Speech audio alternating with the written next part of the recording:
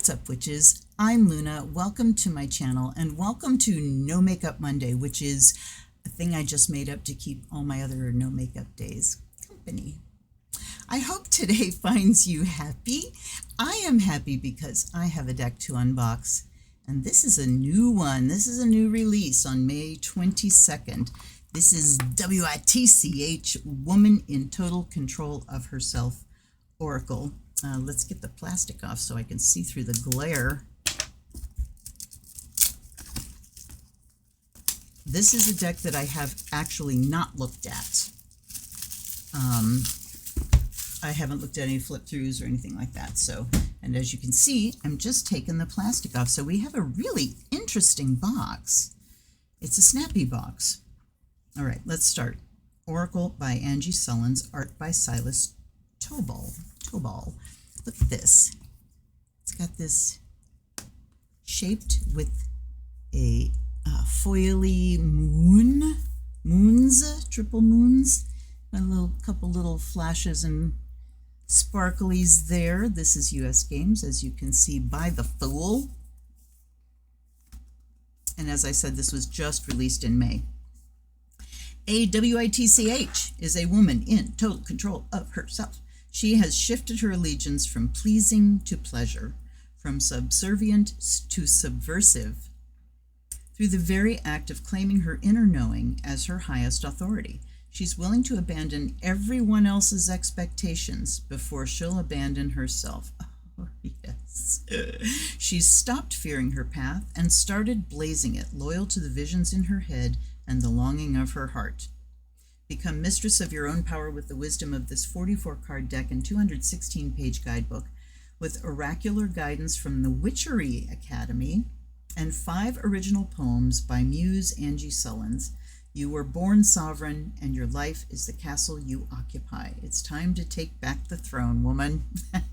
This one cost me, what do I want to say? Do we have prices? We don't have prices listed. I want to say mid-20s is what it cost me on Amazon. But you can do your own Google search and find out, and I will drink some water. So we open up and look at this beautiful inside. It says, become a disciple of inner devotion, resurrect the silver salvation of self-respect, believe in yourself and your wild, holy heart like it's a sovereign religion. It is, and the world needs more missionaries. Ooh, all right, I need to scoot in. I need to snuggle up with this deck. So you see we have a little organza bag to keep it in. I'm never that crazy about these bags because they're very fragile. They don't hold up to a lot of anything. I mean, as you can see, not very substantial fabric, so I will not be using that. Why give us a beautiful, glorious box and then a bag that kind of encourages us to get rid of the box? I don't understand. Look at this book. It is chunchy. All right, on the back it says, they've tried to burn you with their shame, strip you, violate you, shrink you, silence you, but they could not break your phoenix spirit, as its fierce heat will melt old regimes and inflame a generation who will not settle for smallness, for submission, for shame. Sink yourself into the feathered red sleeve of your ancestors and rise, woman, rise again, for you are Persephone's daughter, Lilith's lover, Eve's heir. Find the truth, eat the fruit, unmask the myth, let it burn. If only this deck had been a thing when I was doing my Mother Drum days, because this is the vibe of Mother Drum. Uncompromised, unapologetic personhood. Okay, we have a welcome home, an introduction, enter sovereignty, defense against the dark arts, casting the circle, unmasking a myth, page 19, and that is in italics and a different color ink, so that right there is very interesting. Then we have W.I.T.C.H, the Story Keeper, Spider Woman. So these are the cards then. And we see that the cards do. Now look how nice this is. So we've got the cards listed. They are not in alphabetical order. So what does she do? What do they do? But they put the number that's on the card next to the card. Those are the order they're in numerically, and then the page numbers. Easy to find. Because, and hopefully, now the only thing that would be seriously disappointing is if I look at the cards and find out the numbers aren't actually on the cards. Can't imagine they wouldn't be, but let's find out. All right. After the cards, we have a section called Shameless, again in italics in a different color ink. About the artist, about the author, a note from the author. We will read that. And interesting, we've got the introductory things kind of in a light blue ink, and then we've got this italic and red ink, and then all the cards are in black ink. Just interesting and thoughtful choices. All right, an introduction. So it's talking about what a witch is, and how we've been criticized through the centuries. We're too big, too much, too bossy, too small, too selfish, too tight, too timid, too emotional, or not enough, not talented enough, not bright enough, not young or pretty enough, not grateful enough, not assertive. Yeah. Yes, the double bind of being a woman on planet Earth. Now, let's look at so these italicized things in red seem to be poems. How wonderful. I'm not going to read all the poems because I would like there to be something for you to discover. About the artist, Silas Tobal, and here he is. I love seeing people's faces. Is a visionary artist and composer of orchestral music. Wow, his 30-plus year career encompasses everything from book illustrations to fine art, as well as pioneering the fields of immersive technology to explore how art and music create a spiritual, alchemical experience. His offerings are designed to take you into the realm of your soul's playground so you might better know your own deep magic. He lives with his soulmate, Angie Sullins. Oh, they're partners! I love this. In Wonderland, their studio in the mountains of northern New Mexico. Visit him at tobal.com, that's Toball, and on social media at Silas Tobal. About the author, Angie Sullins is a wild woman in service of the rising woman. In books and workshops, in her one-on-one mentorship, and on her Muse Juice tours, traveling around the world, she takes women on journeys of self-discovery to unchain their lives and rewild their hearts. She likes striped stockings, top hats, poetic wordsmithing, nights at the circus, and puppy breath. But mostly she likes seeing you live your dreams. She lives in Wonderland with husband Silas Tobal and their rescue animal menagerie, headed by a dog named Car Wash. AngieSullins.com is her website. Patreon is Angie Sullins, one word. Social media, Angie Sullins. There we go. All right, let's take a peek at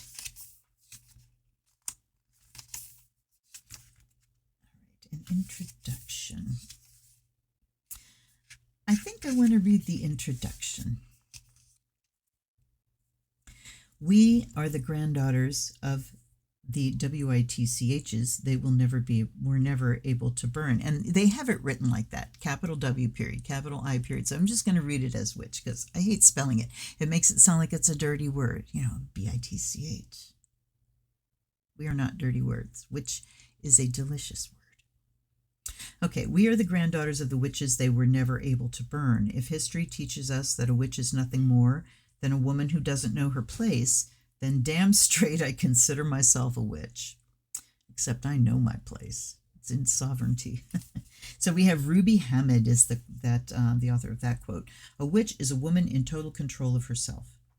And the trendiness of this, it kind of grates, but a witch dedicates herself to being the mistress of her own power. To be a witch, you don't have to be a Wiccan, a pagan, or know your way around herbs and moon cycles. Yes, amen to that. Thank you for saying that. If you seek sovereignty over the sanctuary of your own sacred being, this is enough. Yeah. Becoming a witch does involve spellcraft, though, just not the kind that needs a wand. How does one become a witch? First, one doesn't become a witch. We're born this way. First, we must look at what keeps us separate from our practical magic. What keeps a woman disempowered, small, and voiceless? A constant barrage of fear and shame. We're worried about being accepted, being included, being good. We fear we're not doing it right in our families, our jobs, our friends, the way we look, the ways we express our opinions and emotions, the ways we love and partner up or not, the ways we parent or not, the ways we give and care and sacrifice. We fear critique. We're too big, too much, too bossy, too small, too selfish, too tight, too timid, too emotional, or not enough, not talented enough, not bright enough, not young or pretty enough, not grateful enough, not assertive, polite, helpful, creative, pleasing, strong, feminine enough. And while we fear this makes us unacceptable and therefore unlovable, we fall under the spell of the toxic patriarchy. Let's name the devil. We hemorrhage magic as we kowtow to the outer patriarchy that demands our subservience and the inner patriarchy that insists we steer clear of danger, the danger of judgment, the danger of rejection. Under patriarchy's spell, we become pliant, easily crippled into submission by both outward and inward critique. The fear bullies us and keeps us afraid of standing up or standing out from the status quo. We are controllable. It is up to each of us to break this spell. Then we have enter sovereignty. I'm going to read this too. It's just a few paragraphs. In order to loosen the bindings of the external patriarchy and free yourself from the jail of the inner patriarchy, you must first learn, then demand sovereignty. This means withdrawing energy from an unhealthy system that requires your selflessness. Isn't it crazy that women are still raised to think not having a self is a virtue and profits from your insecurity? It means having the courage to court your own power and to shift your allegiance from self-doubt to self-love. This is no easy task and quite often requires therapy. Please, yes, you deserve help. You're going against all the rules you were raised with when you dare to believe that you're worthy of love, belonging, and joy exactly as you are right now. It takes a huge amount of bravery to claim your worth is dependent on your beingness, not your doingness. And in order to claim it, you're going to need to face your own darkness. So then we have defense against the dark arts, and that seems to be, this says a quote, patriarchy can exist so long as women are afraid. Sonia Johnson. Let that one sink in. Then we have a casting the circle. Here's another quote. Paulo Coelho, to me, a witch is a woman that is capable of letting her intuition take hold of her actions, that communes with her environment, that isn't afraid of facing challenges. And my favorite definition is a witch is a woman who can be passionate about her ideals and values as they are changing. As they are changing. A witch is changing woman. Okay, so there's a section on casting the circle. There's a long poem, Unmasking a Myth. Ooh, I cannot wait to get into this. And then we're straight into the cards. So let's get to the deck. Gilding. Oh. Please let this be a U.S. Games quality gilded deck, because they're gilded decks, and this gold standard for me there is Fyodor Pavlov, a deck that has gilding and yet is so shuffleable. Here, oh my goodness. All right, you saw me just get this out of the box. Look at this card. I'm going to see if you can see this with all the... Oh, come on. It's right here. Yeah, you see it? That is a damaged card.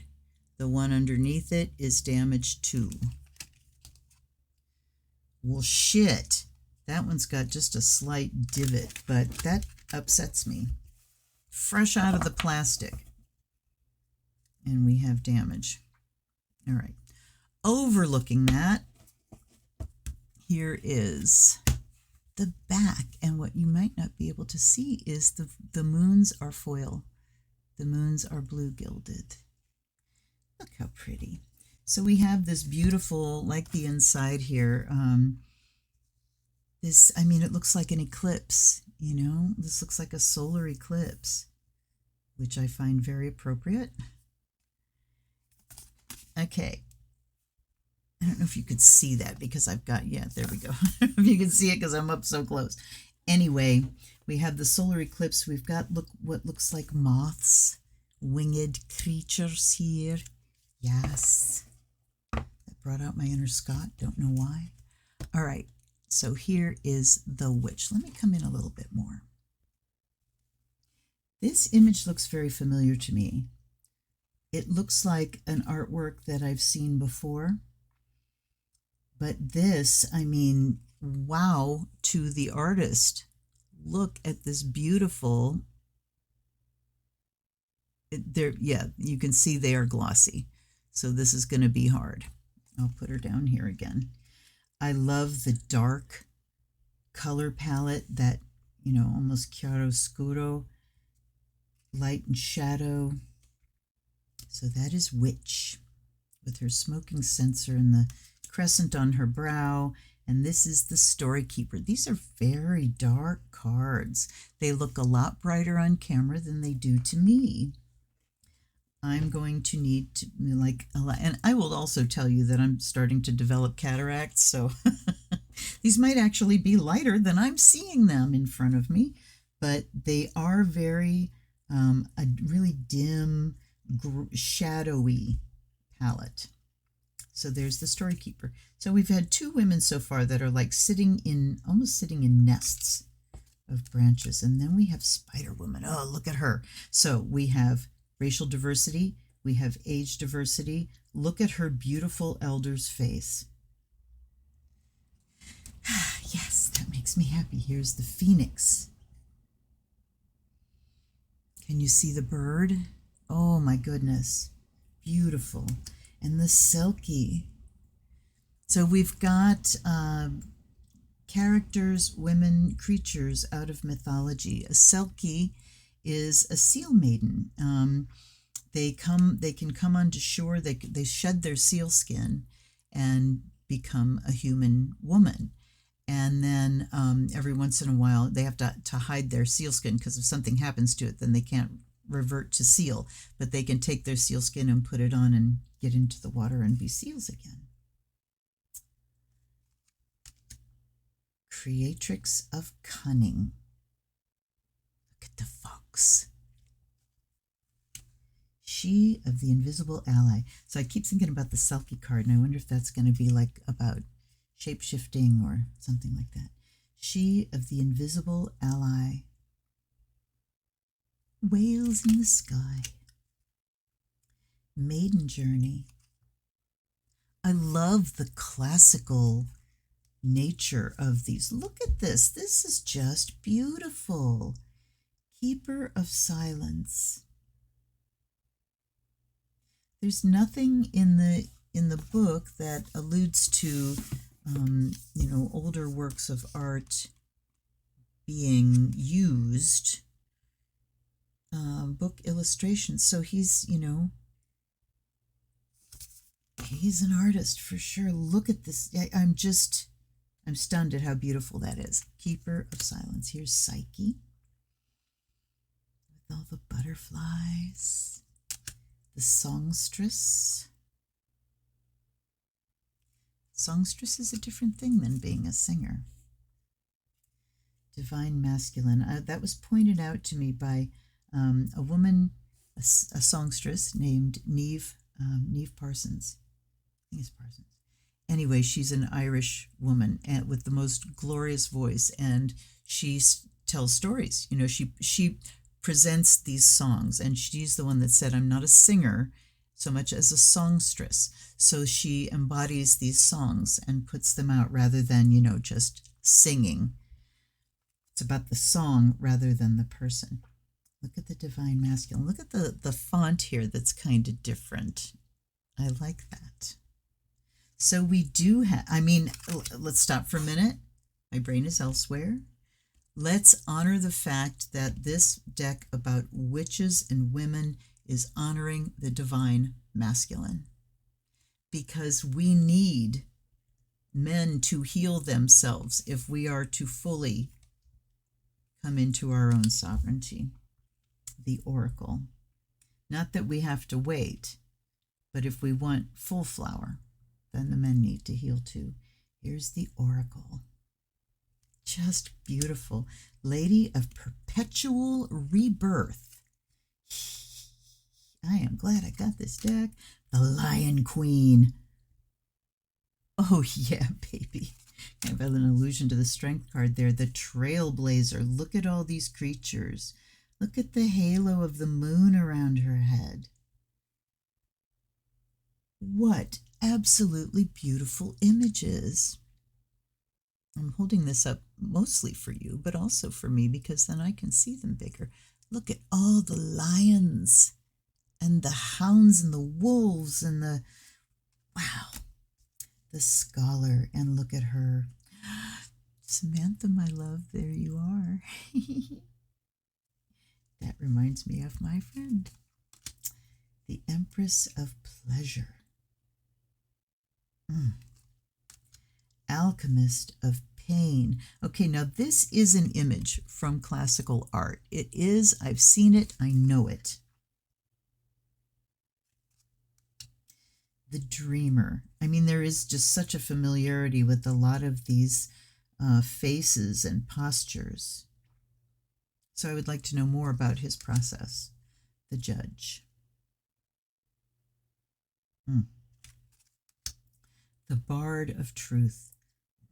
The Priestess of Priorities.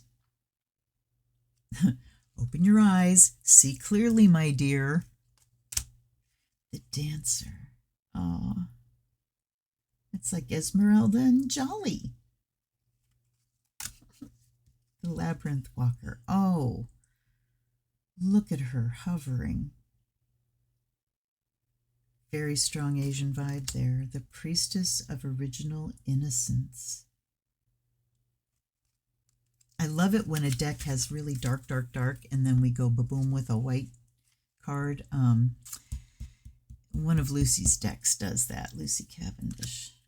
The Devouring Mother. Oh, yes. So glad to see, you know, some of the more fearful images from mythology. Now, if we had the Vagina Dentata, I'll be really impressed. The Failures. So this is called Failure's Muse. I can't wait to read about that one. Siren of Surrender. With the hands detached. The Dreamkeeper's Tarot that I just unboxed last week had a lot of detachable limbs. Wait, I'm going to pause for a second and go back to Failure's Muse because I just want to see.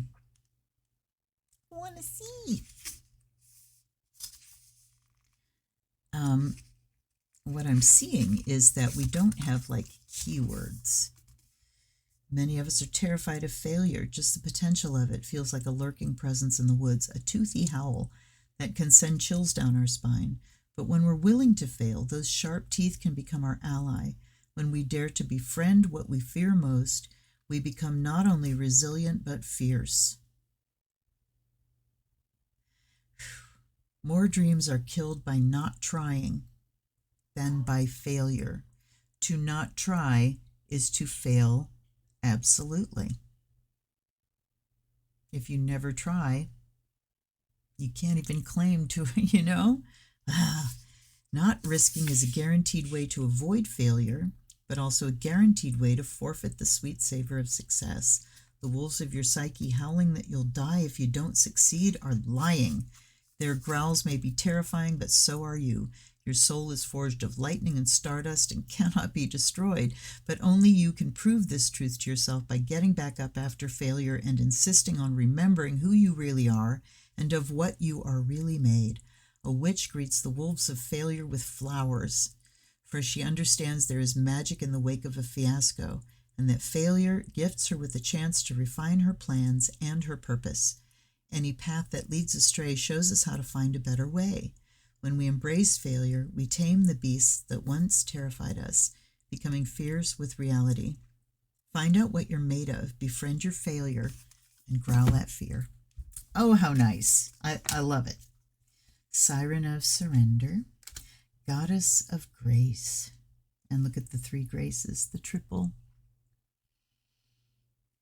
Oh, they're all so beautiful. The Hive Queen. Oh.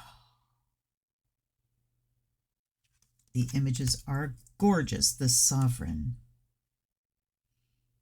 Can I have that headdress, please? Yes, please. I will wear those antlers. Thief of Peace. Medicine Woman.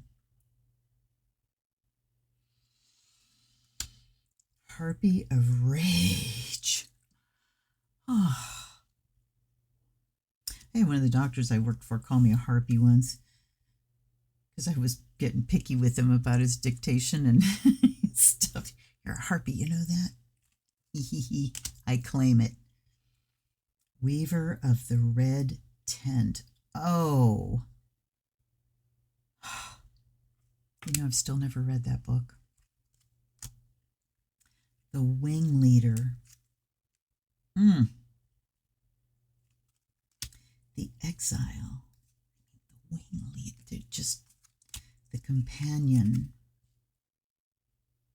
I feel this deck is going to be my very good friend. Disciple of Ritual. Oh, yeah. The Predator. If you guys have never heard Tony Child's album, The Woman's Boat, go find it. Find it on YouTube. I don't think you can even buy it digital. I don't think it's ever went digital because I had to buy the CD. But that reminds me that you should really listen to that album. Anyway, here's The Predator. There was a song called The Predator. The Wonder Hunter. Oh, let's mention that he's got a bishop's hat on. Sinead O'Connor, The World Owes You an Apology. Sisterhood of Reciprocity. And The Rescuer. Well, for a first look, I gotta say I'm very happy. The thing I'm really not happy about, and the card is damaged from the front too.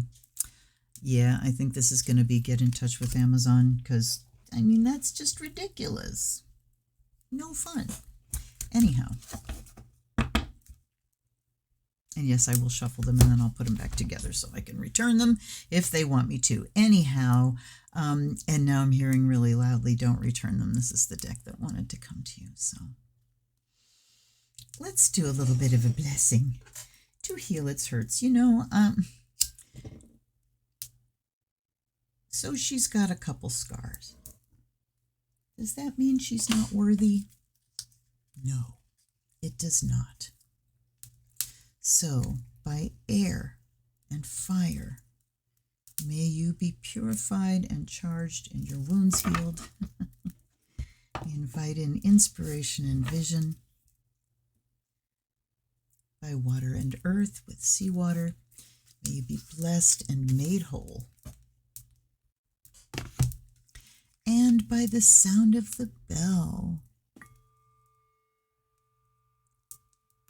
may the spirit in you awaken.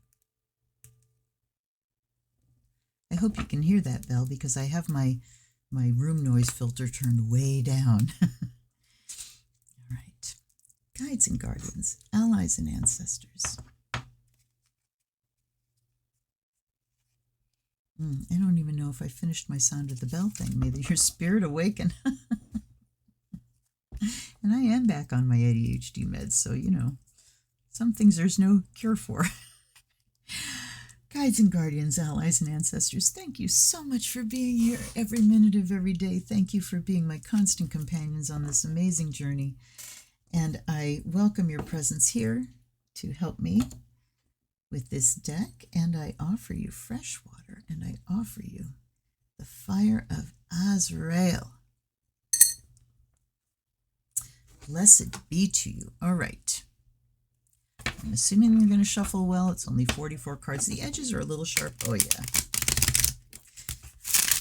Not quite as floppy as the Dreams of Gaia, but close. Close. And even though they are very bendable, there's still a tendency for some of them to come off in chunks. And I think that's probably because of the edges being gilded the way they are. So you can't get like a one-to-one back and forth, you know. All right, I'm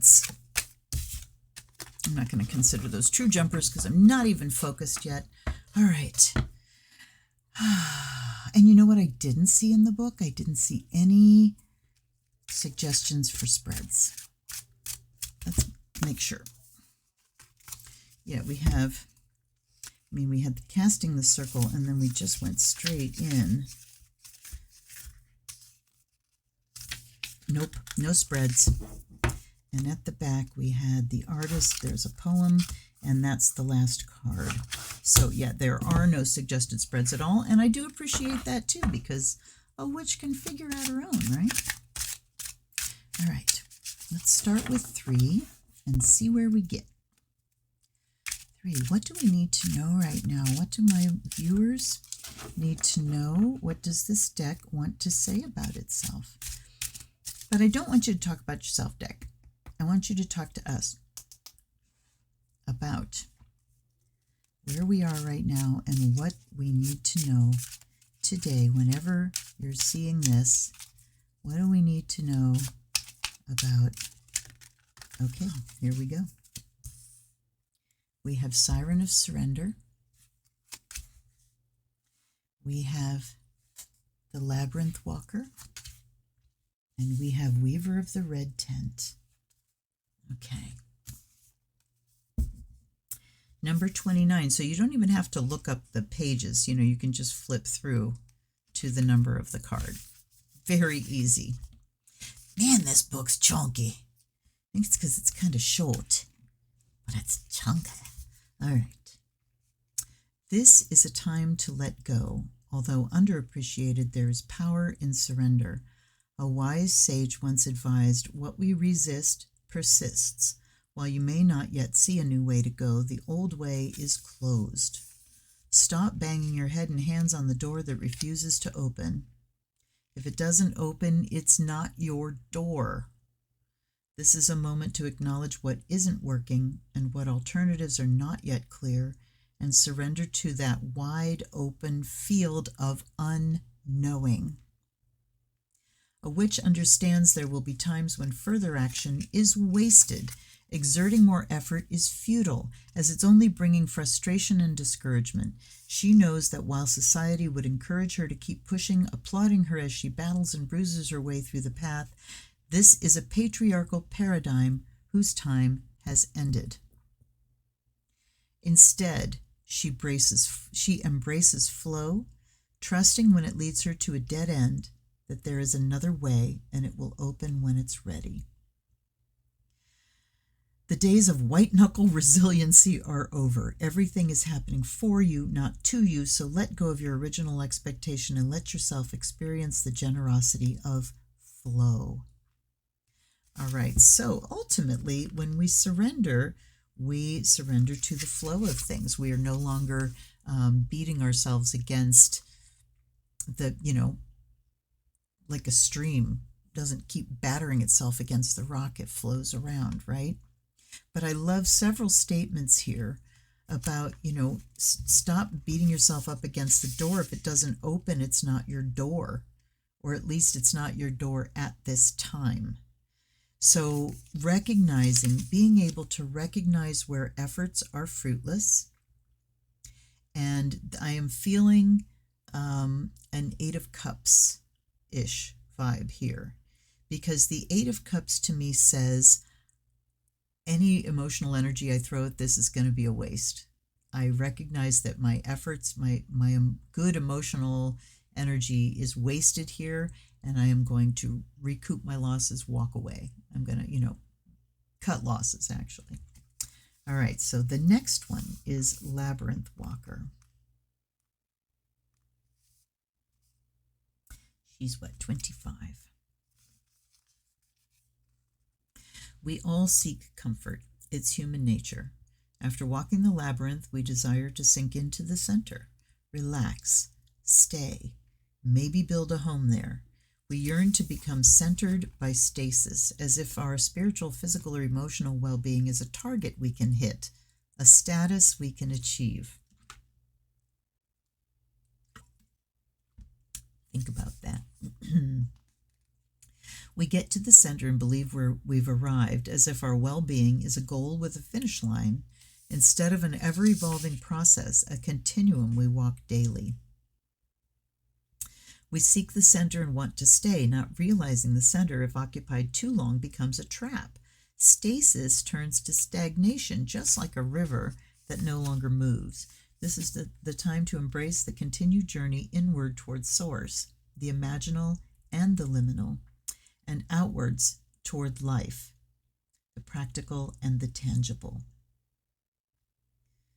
Okay. A witch knows her journey moves in both, having trouble. A witch knows her journey moves in both directions, inward and outward, and doesn't count the steps inward as accomplishment, nor the required steps outward as failure. She embraces both expansion and entropy and is devoted to the path as it circles and changes. I love her writing. She's very wise. She's bringing up things that make me go, oh.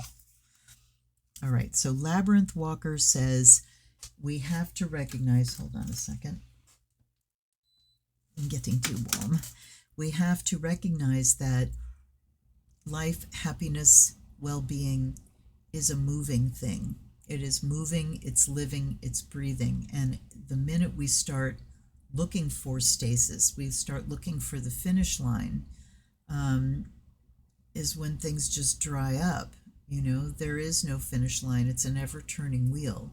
Life is not a line, it's a wheel. You know, here's where we switched the paradigm from masculine, that straight line, to feminine, the wheel. It just keeps turning and turning and turning. So the Labyrinth Walker reminds us that we need to find our rest and our peace in each moment as we are moving through life. Not denying ourselves peace because we're thinking, oh, once one of these days all of this stuff is going to be done and then I won't have any more work to do, you know. So, okay, Weaver of the Red Tent, that's card 36. I'm so glad this one came out. Long ago, the Red Tent was a place women gathered together to tell their stories, weave their futures, and shed their past along with their menstrual blood. Losing the Red Tent and the village life associated with it has resulted in a loss of healthy interdependence. We've forgotten how much we need each other and how precious unstructured time together can be. We continually feel the pressure to perform, produce, fix, create, heal, help without ever acknowledging our own needs. We've been raised to think of need as a bad word, a condition that makes us weak and inferior. Wow. I like the unstructured time together and the mention of interdependence that on, is it Chomsky? I can't remember, the one that had like the developmental, psychological developmental stages. And we tend to see, especially in the US, independence as the highest evolution. But it's not, it's interdependence. Absolutely it is. But ultra independence is a trauma response. I got called out so hard. When we deny our own need, eschewing the very thing that makes us human and interconnected, we forfeit our belonging and eject ourselves from the circle of life, the cyclical process of giving and receiving which results in growing. A witch is willing to make herself vulnerable, to ask for what she needs and receive help without shame. Receive help without shame. That's a tall order. Whether she has a village, a small circle of friends with whom to make her own red tent ceremonies, or just one sister or friend, she knows her sacred charge is to pay attention to her own needs first, unabashedly. She allows herself to ask for what she needs, which frees up the energetic space to offer what she can without the pressure of saving, fixing, or caretaking. Okay, so all right, I need to go back. There was a lot there, and I want to boil it down to the essence. Let's mention, too, that the book has full-size color images of the cards. And I'm glad that the paper isn't as glossy as the cards because it makes it a little easier. A little bit easier. All right. Losing the red tent. So this is all about claiming our own needs, not denying our own needs, being able to ask for help, recognizing that it is an absolutely false construct to think of complete independence in any way. That is, it's not the way we're made as human beings. We are social creatures. We are meant to live in a society. We are meant to live in groups and care for each other and work toward common goals. You know, this deification of the individual is kind of a patriarchal thing, because you're talking about, you know, hierarchy and someone being at the top, alone at the top, the biggest, the highest, the best. But this is talking about true sovereignty. You know, I mean, the deck itself, where we know who we are, we allow ourselves to freely express who we are, and we also allow ourselves to express our needs, recognizing that we can't be the be-all and end-all 100% of the time for ourselves, you know? And if we think it's great to help other people, back to this card, if we think it's great to help other people, why won't we ever ask for help ourselves? Why will we rob people that care about us of the opportunity of helping us and giving to us? To give, you know, that the whole thing about receiving, better to receive than to give than receive. But in order to give, somebody has to receive. And if you refuse to receive, you are robbing the giver of that opportunity to be generous to you, to give to you, to show you love. Helping someone is a way of showing love. I hear Mr. Rogers in my head. There's the helping way to say I love you. And if you are refusing to let people help, what does that say? I'll let you figure that out for yourself. So anyway, we have this needing to surrender and to understand that we're not going to ever reach a place where it's all said and done, that we need to find our happiness. We need to find a happiness and a peacefulness that lives within us at all times. We need to find the connection to that source that will never desert us, whatever that means to you. But I'll give you a hint. It's not out there. I want to go back for a second. And this is because there aren't like strong keywords standing out. I think I might be tempted, at the risk of narrowing this, but I may be tempted to like write some keywords into the book here just to kind of help distill. So this is talking about not bashing your way through things, recognizing when efforts are futile. And when we recognize that efforts are futile, are we saying, you know, that I've just failed? Or, wait a minute. When we decide to recognize that we've hit a brick wall, we surrender to the flow around that obstacle, and which could take us through a bit of a labyrinth, you know, flowing around obstacles. But if we can find our center that lives within us, and that is that sanctuary that is always there and always accessible, then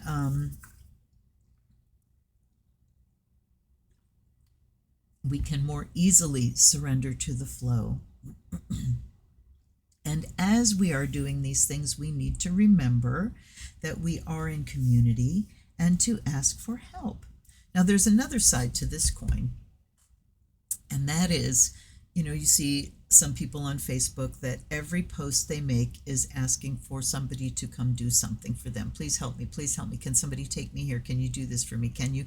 Or if it's not that, it's posts that say, hey, tell me how we met. Tell me something about me. Tell me something you like about me.